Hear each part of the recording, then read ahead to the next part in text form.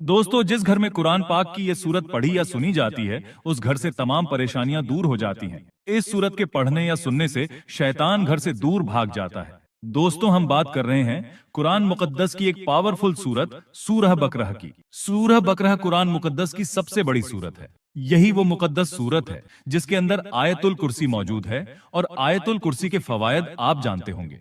अगर आप जादू टोना से परेशान हैं, या किसी बीमारी को लेकर परेशान हैं, या आप घर में बेबरकती से परेशान हैं, या फिर आपको किसी दुश्मन का खौफ है, तो आप इस सूरत को सुनने की आदत बना लीजिए, क्योंकि ये कुरान पाक की वो पावरफुल सूरत है जिसकी तिलावत की बरकत से घरों से शैतान दूर भाग जाते हैं। और जिस घर से शैतान जब दूर भाग जाता है, तो उस घर से परेशानियां भी दूर होने लगती हैं। इसीलिए जो शख्स इस सूरत को पढ़ना या सुनना शुरू कर देता है, उसकी जिंदगी संवरने लगती है।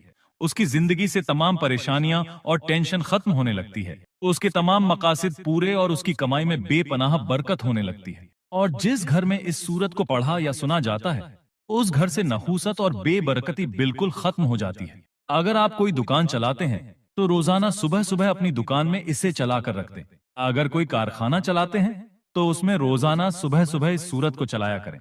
अगर आप ऐसा करने लगें, तो इंशाअल्लाह चंद ही दिनों में आप इसकी बरकतें खुद महसूस करने लगेंगे कि कुरान पाक वाकई बेशुमार बरकतों का हामिल है। अगर आप चाहें तो खुद भी पढ़ सकते हैं। अगर आप पढ़ना नहीं जानते, तो हमने इस वीडियो में इस सूरत की आखिर तक तिलावत की है। आपको कुछ नहीं करना है, बस सिर्फ सुनना है, और सुनने के बाद कमेंट में सिर्फ आमीन लिख देना है, और उसके बाद अपने मकसद की दुआ करना है। जिस मकसद से आपने इस सूरत को सुना है, आप उस मकसद के लिए दुआ करें। अगर आपने ऐसा किया, तो अल्लाह ने चाहा आपकी तमाम हाजतें पूरी होंगी और तमाम परेशानियां दूर होंगी। घर में बरकतें होना शुरू हो जाएंगी।